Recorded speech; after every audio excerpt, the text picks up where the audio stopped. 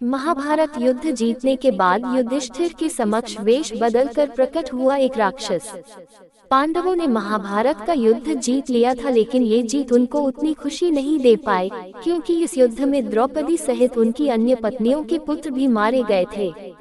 बचा था तो बस अर्जुन के पुत्र अभिमन्यु का एक पुत्र परीक्षित।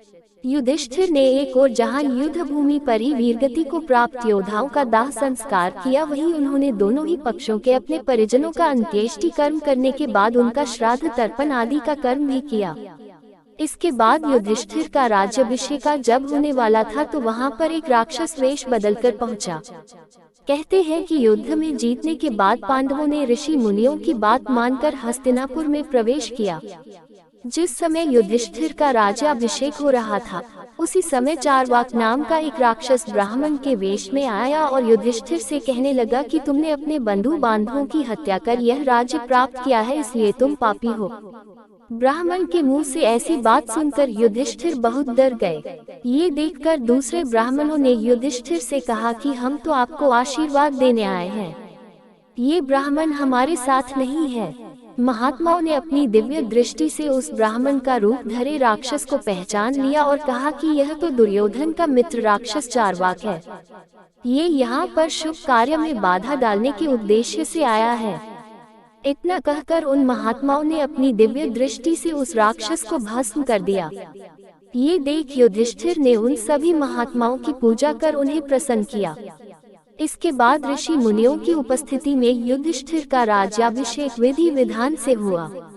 सभा में सुंदर सिंहासनों पर श्री कृष्ण, सुधर्मा, विदुर, धौम्य, धृतराष्ट्र, गांधारी, कुंती, द्रौपदी, युयुत्सु, संजय, नकुल, सहदेव, भीम और अर्जुन आदि सभी विराजमान थे। महाराज युधिष्ठिर ने अपने बड़े से सुंदर मणियों जड़ित सिंहासन पर बैठकर श्वेत पुष्प, अक्षत, भूमि, सुवर्ण, रजत और मणियों को स्पर्श किया। इसके बाद विधि विधान पूर्वक उनका राज्याभिषेक हुआ।